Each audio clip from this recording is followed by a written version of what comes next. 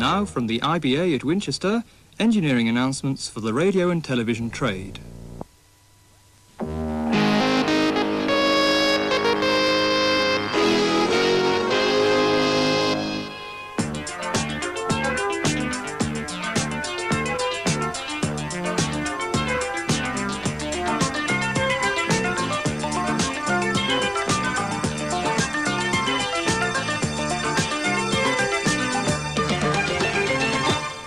Hello, welcome to the IBA's weekly roundup of news and information for the radio and television trade.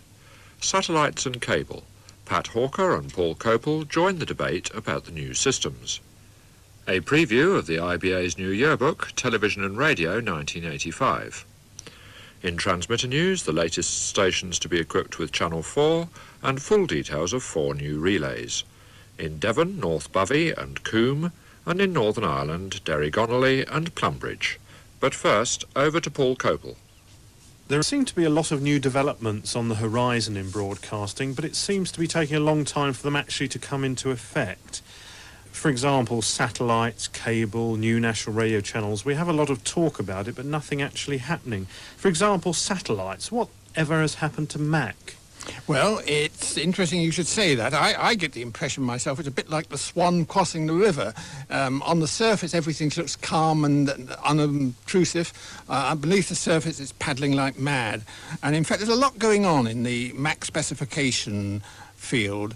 There's a lot of final crossing of the T's and dotting of the I's that's still needed before a final definite specification is announced. And the major move at the moment is to bring the two systems, the DMAC and the CMAC, into compatibility by having a subset system, so that in effect you will have a single chip that will receive either a signal in DMAC or a signal in CMAC without any alteration in the receiver.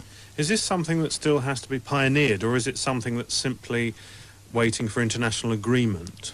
Certainly, the component manufacturers, the semiconductor manufacturers, say they can produce such a chip. It hasn't yet, of course, actually been done or tested, but it's really a matter of agreeing some of the small minor changes to CMAC so that the timings agree with the DMAC system. We, of course, still believe very strongly that the CMAC is the system that should be used by this country. Still sticking with satellites for a minute, some people have argued that you shouldn't really have a satellite system until you've got some system of high-definition television. Would you go along with that? Well, that is a viewpoint, and certainly there are people both in this country and in the United States who do feel that you need something rather special about the picture from a satellite to attract people into buying the new equipment. One would say in this particular thing that the CMAC system does have this possibility of the enhanced system, so that you can start off with a standard 625 line picture, but then later upgrade it to virtually a high-definition television system. And I think that's a more likely thing to happen than to try waiting for a true high-definition standard that would have this great problem of the bandwidth. Moving on to cable, Pat, there have been various press reports really in recent months implying that the cable systems haven't developed as quickly as first hoped. Is there a technical reason for this, or is it the old hoary question of money? I think it's mainly what I would call a non-technical problem, but there are technical problems. The switch star network system is not proving as easy to implement as was thought. And I do hear rumours that people are finding it very difficult to develop satisfactory video switches to put in these little local exchanges that you would have without crosstalk. And are these technical difficulties likely to be overcome soon, or is it a long-term problem? It's really a question of money. You certainly could put a star switch network in today and it would be satisfactory, but it would be more expensive than anybody thought at the time when this thing was originally discussed. Pat Hawker there talking with Paul Copel. Special announcements now, and in Scotland work at Durris is nearing completion, and we could be back on full power within a few days, weather permitting. In Cornwall, the relay at Low is off the air this morning between 9:30 and 10:30 for an electrical inspection.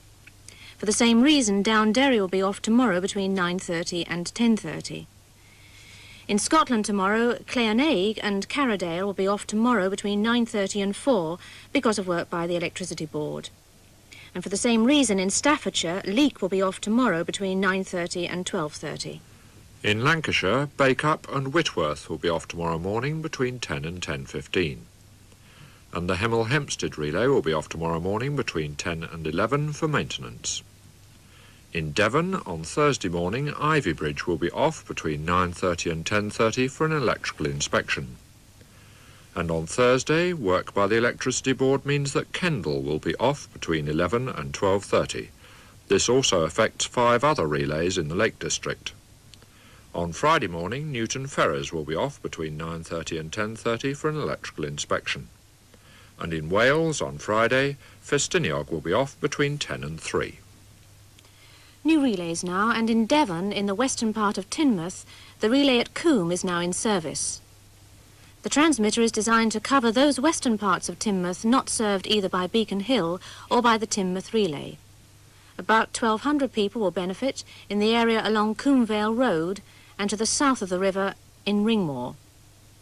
Programmes from Television South West and TVAM are on Channel 24, with Channel 4 on 31. Aerials should be Group A types, vertically polarised.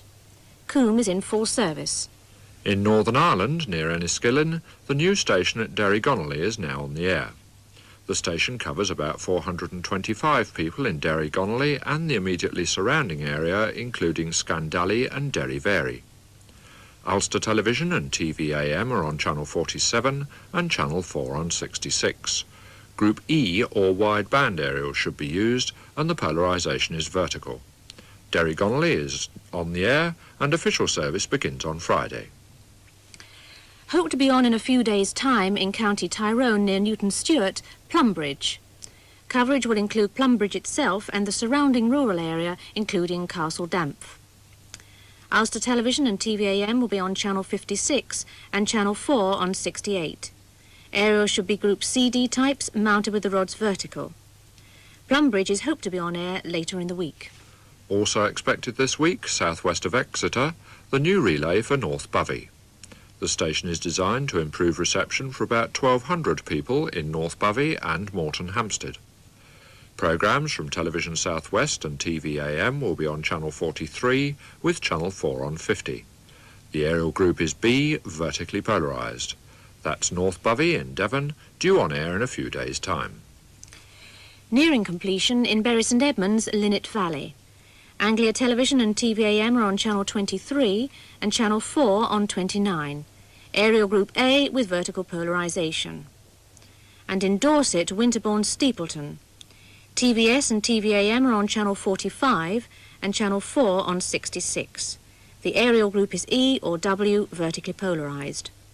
These relays hope to be on air in a week or two. Channel 4 next, and conversion work at existing relays. On the air in Northern Ireland, Ballycastle Forest on Channel 42. This relay covers a population of 3,500. Expected to begin transmissions this week, Newton Abbot on Channel 50, covering 2,500 people, and in Scotland, serving Fort William, Cow Hill, also on Channel 50. This relay covers a population of 8,000. And hope to be equipped with Channel 4 by Christmas, relays at Laxey, St Bees, Isles of Scilly and Plymouth North Road. Available in bookshops later in the week, the IBA's latest yearbook. Television and Radio 1985. It's a lively, colourful book full of features, background stories, pictures, and facts about independent television and radio, about the future, and much, much more. It's all in Television and Radio 1985, priced £3.90. In your bookshops now. The publication date is this coming Friday. If you have problems finding a copy, let us know and we'll send you an order form. Well, that's all for this week. A reminder of our address. You can telephone us on Winchester, that's STD code 0962 822444. In the London area, you can ring us on 584 7011, but please ask to be put through to engineering information. We'll be back on Tuesday at 9:15 and 12:15 on both Channel 4 and S4C. So from John Lovell and myself, Janet Smythe, goodbye for now.